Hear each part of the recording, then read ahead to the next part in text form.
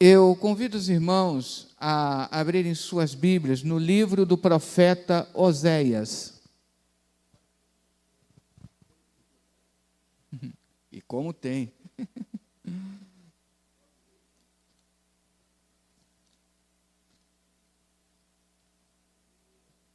Oséias é conhecido como Isaías dos profetas menores. Isaías, no capítulo 13. Oséias, mas ele é conhecido como Isaías dos profetas menores. Oséias.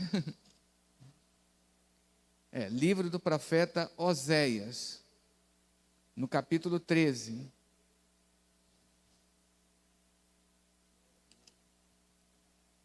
Oséias, no capítulo 13, no versículo de número 5. Todos os irmãos acharam? Amém? Eu te conheci no deserto. Eu te conheci no deserto, em terra muito seca. Amém? Vamos todos juntos repetir esse versículo? Eu te conheci no deserto, em terra muito seca. Amém? Podemos sentar.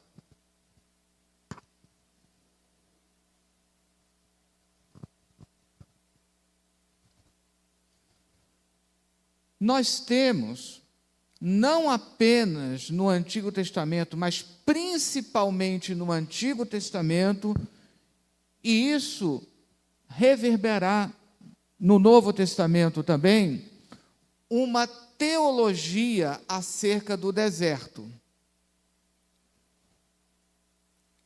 O deserto, ele faz parte da vida do povo de Israel. É algo tão entranhado na história do povo, na vivência do povo, que algo que não acontece com a nossa língua, mas acontece na língua hebraica. Existem 5 palavras para deserto. Isso para mostrar a importância do deserto. E estamos habituados a uma apreciação negativa do deserto. Já se tornou até um jargão pentecostal. O irmão está passando no deserto, está passando por uma dificuldade, por uma prova. E, de fato, podemos verificar que, por exemplo, no livro de Números, o deserto ele tem uma conotação negativa, de fato. Mas, no profeta Oséias, e também em outros profetas, o deserto ele é considerado uma experiência positiva. Primeiramente, aquele que é um dos que tem uma maior percepção positiva acerca do deserto é justamente o profeta Oséias. Quando ele mostra que foi no deserto que o Senhor Deus conheceu o povo.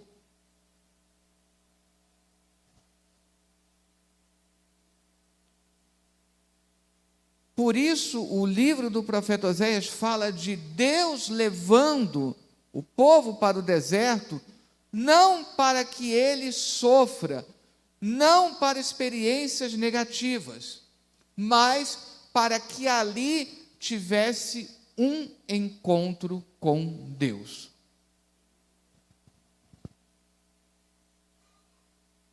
Como eu disse, existem 5 palavras hebraicas para deserto. E a que é mais utilizada, inclusive aqui em todas as passagens em que nós vemos essa teologia do deserto, é a palavra midbar. Midbar fala de um deserto que ele não está totalmente desprovido de possibilidades. Existe, por exemplo, uma outra palavra, também usada para deserto, Yeshmon, que fala de um deserto pleno, aonde você não consegue encontrar absolutamente nada. Quando ouvimos falar de deserto, pensamos, por exemplo, no deserto do Saara, que são quilômetros e quilômetros que, de fato, você não tem nada. Mas a palavra Midbar diz que, ainda que você tenha que andar um pedaço, mas você encontra um oásis, você encontra uma maneira de sobreviver. Amém? Você encontra uma maneira de sobreviver. O deserto, então, do que nos fala na Bíblia, não é um local onde o povo tinha uma impossibilidade de sobreviver. Por isso, se nós falamos que Deus, ele está nos fazendo passar pelo deserto, saiba que ali você não está abandonado. Primeiro detalhe, porque ali no deserto, Deus deixa bem claro, ali Deus está com o povo. Mas, além de Deus estar com o povo, ali havia possibilidade do povo sobreviver.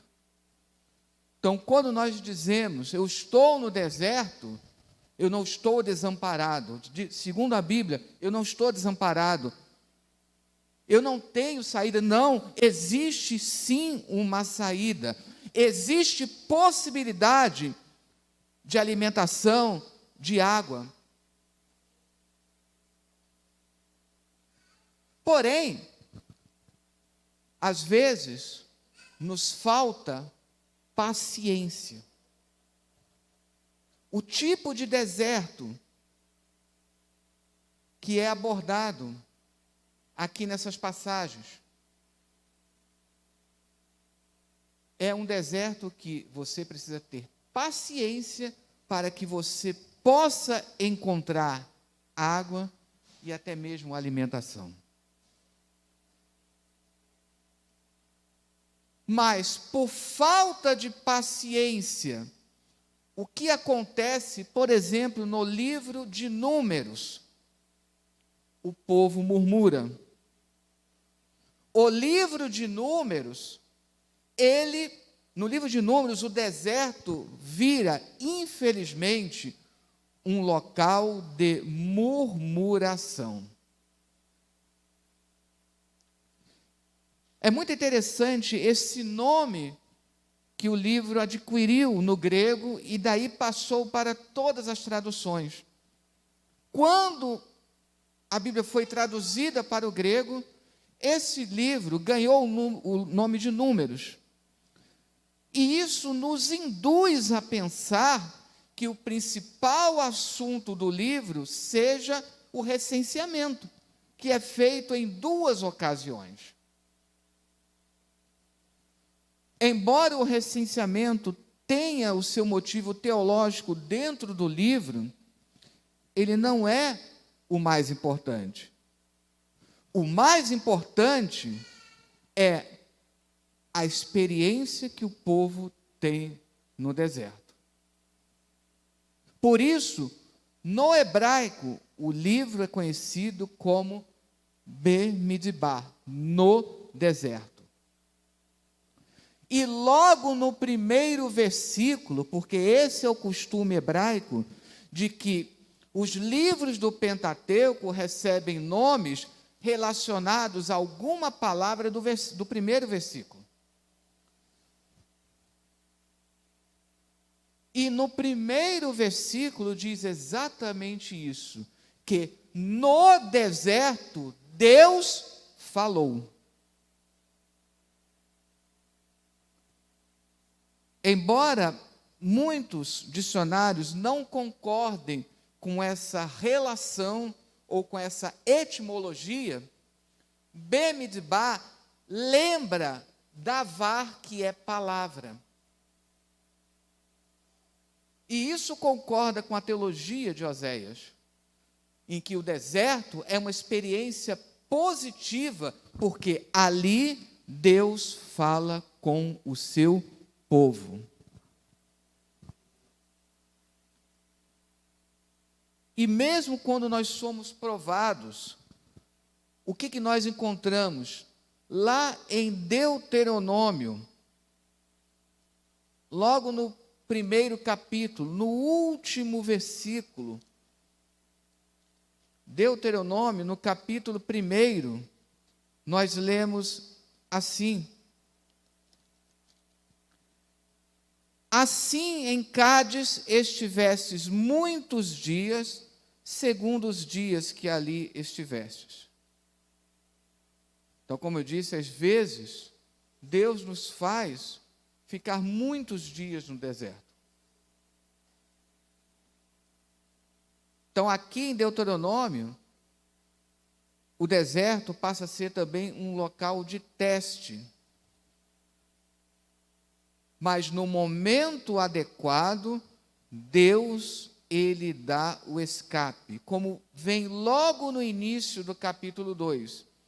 Depois viramo-nos e caminhamos ao deserto, caminho do Mar Vermelho, como o Senhor me tinha dito, e muitos dias rodeamos a montanha de Seir. Então o Senhor me falou, dizendo: tendes já rodeado bastante esta montanha, virai-vos para o norte. É como se Deus dissesse: basta ficar no deserto. É o momento de ir para o norte. E o norte sempre tem uma conotação positiva. Tanto é que entrou na nossa língua com a palavra nortear. O norte sempre indica que você está no caminho correto, que você está com uma direção. Ainda em Deuteronômio, no capítulo 8, o que se diz acerca do deserto? E te lembrarás de todo o caminho pelo qual o Senhor teu Deus te guiou no deserto. Deus, ele guia no deserto.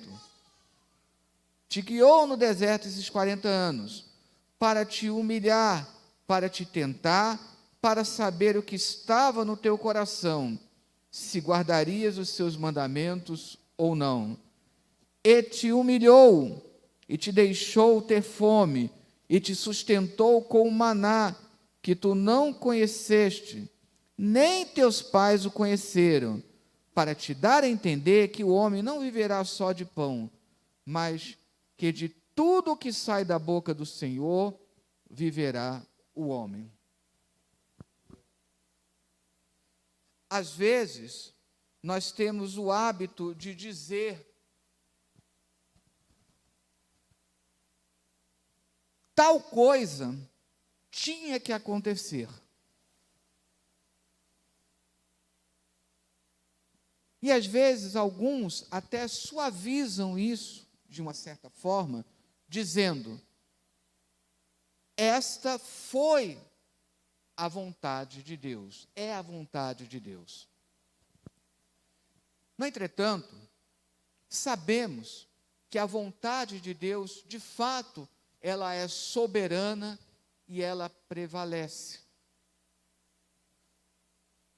Mas não existe um determinismo, não existe aquilo que comumente se chama o está escrito nas estrelas. Aquele que os árabes chamam de maktub, que está escrito nas estrelas, está determinado. Como se houvesse um destino do qual o homem não pudesse escapar. Como se cada passo seu já estivesse pré-determinado. E, no entretanto, sabemos que Deus, ele concedeu ao homem o livre-arbítrio. Por isso, ao invés de dizer que coisas devem acontecer, existem coisas que precisam acontecer. E, às vezes, coisas precisam acontecer devido à dureza do coração do homem.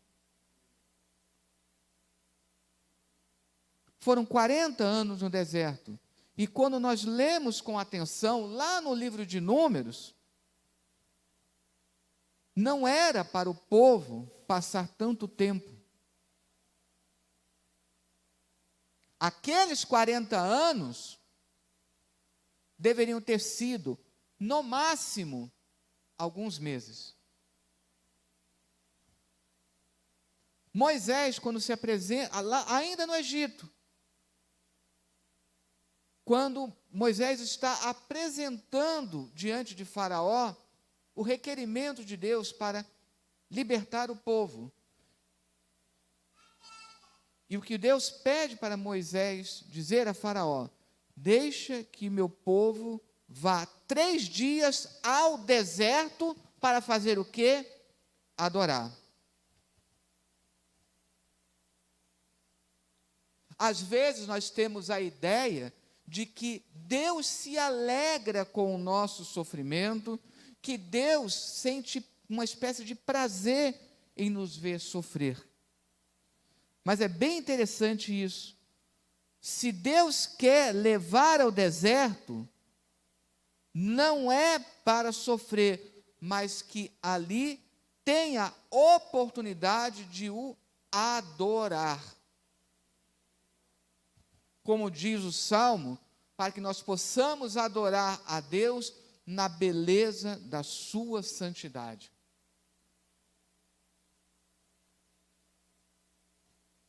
O deserto não deveria ser um local de sofrimento. Mas, como Oséias diz, um local de encontro com Deus. Mas, devido à desobediência do povo, devido à dureza do coração do povo, em Números, o deserto se tornou um lugar de sofrimento devido à murmuração do povo. Então, observem, o deserto só se torna lugar de sofrimento quando ele se torna um local de murmuração.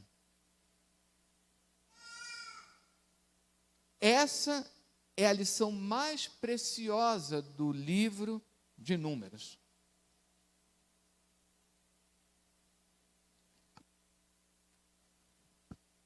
E o tema do deserto, nós vamos continuar vendo em outros profetas.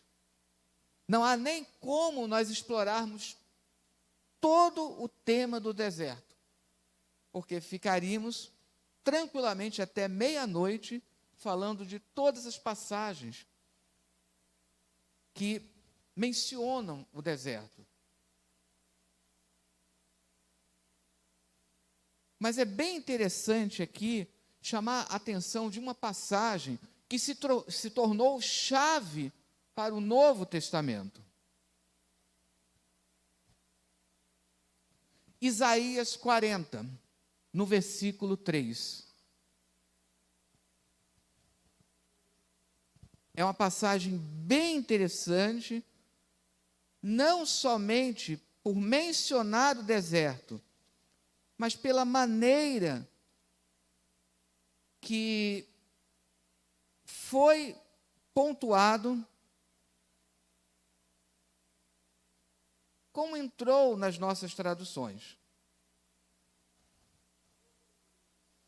Eu vou ler como ficou nas nossas traduções, e depois eu vou ler como é a pontuação que nós encontramos no texto massorético, ou seja, o texto hebraico vocalizado.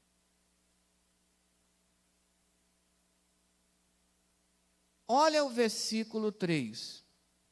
Voz do que clama no deserto, preparai o caminho do Senhor, endireitai no ermo vereda a nosso Deus.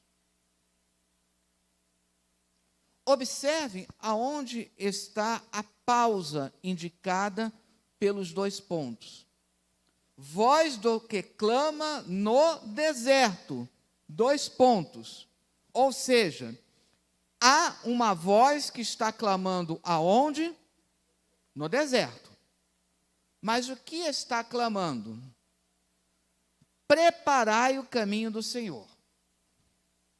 Endireitai no ermo vereda a nosso Deus.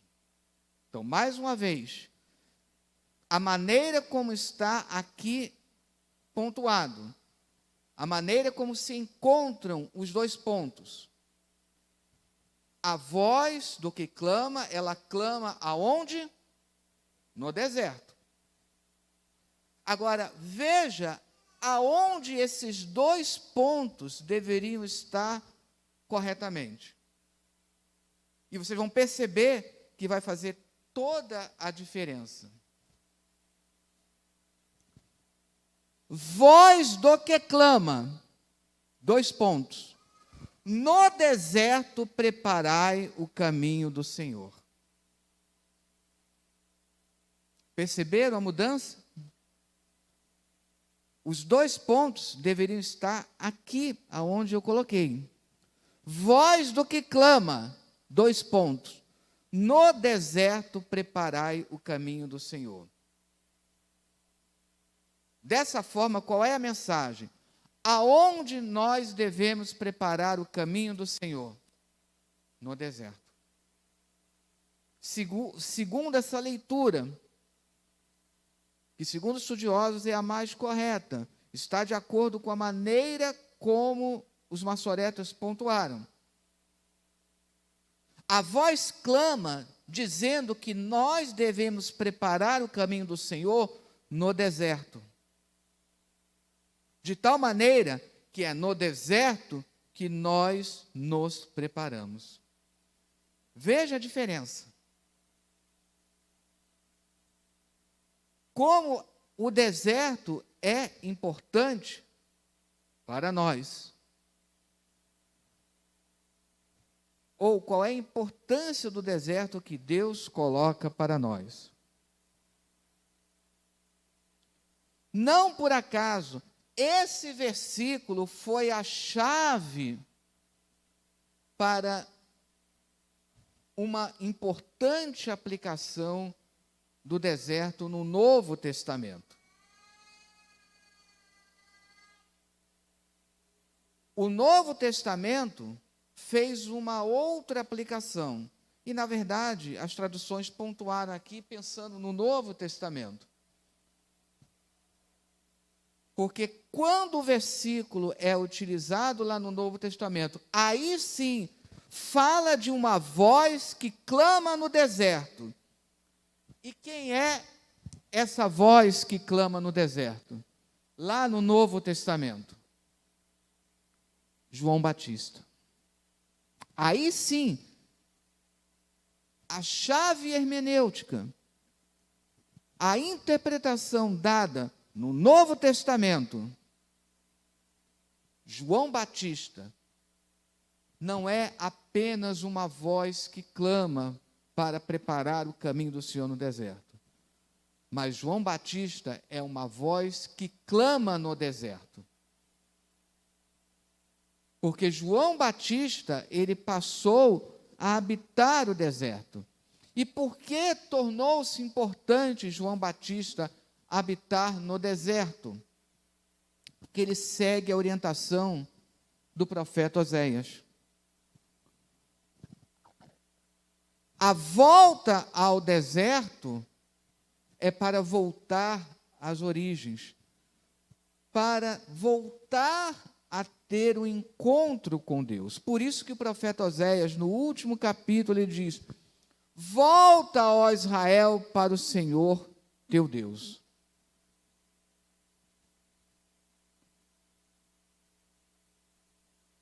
A partir do Novo Testamento, o deserto, então, se torna um lugar propício para que nós possamos meditar em Deus, um lugar a sós, onde nós nos afastamos de toda a balbúrdia da cidade, para nos dedicar a orar, e se tornou também um local de busca a Deus, inclusive através do jejum. Isso foi feito pelo Senhor Jesus.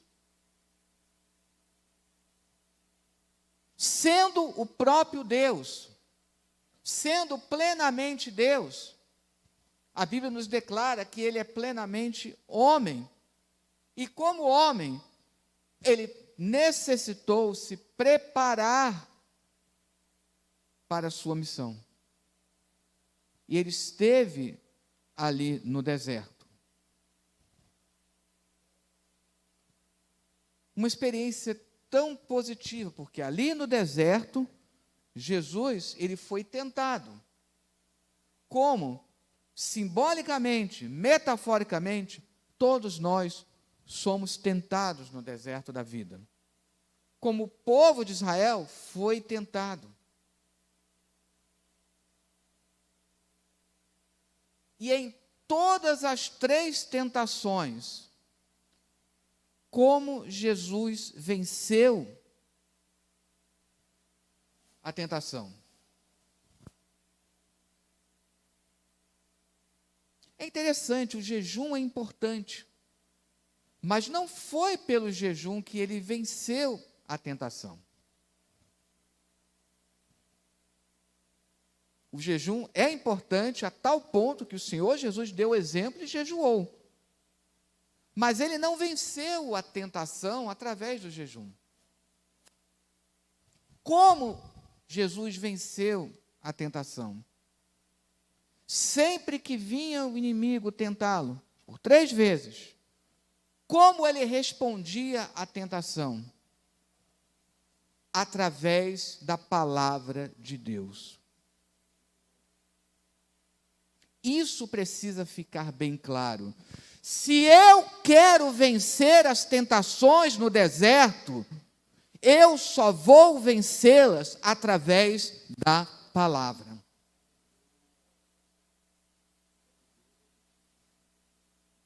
Percebendo isso, na terceira, o inimigo também utilizou a palavra.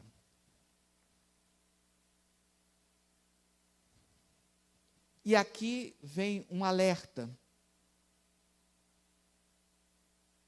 Se o próprio inimigo usou a palavra, e, obviamente, usou a palavra fora de contexto, interpretando-a de maneira inadequada.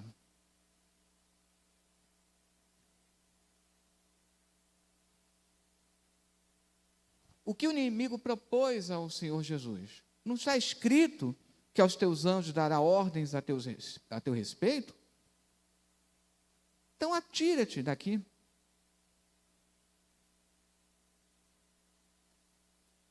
A palavra de Deus, ela não pode ser usada levianamente. Ela não pode ser usada deturpada. Mas precisamos estar atentos ao que a palavra, no seu âmago, nos quer dizer.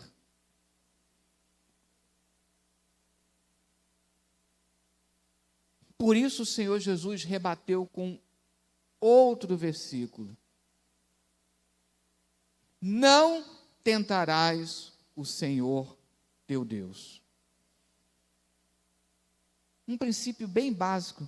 A Bíblia explica a Bíblia. Agora, um outro detalhe bem interessante. Se nós nos perguntarmos qual é o livro da Bíblia mais conhecido por todos, inclusive por não cristãos, o livro de Salmos. Qualquer um conhece. Mesmo aquele que nunca pegou numa Bíblia para ler, ele conhece os Salmos. Quantas vezes eu tenho o hábito, de escrever sempre um versículo bíblico no início das minhas aulas, e às vezes eu escrevo um versículo do Novo Testamento, e aí um aluno diz, é um salmo. Não é um salmo, mas na mente popular, é como se fosse um salmo, porque é o livro mais conhecido.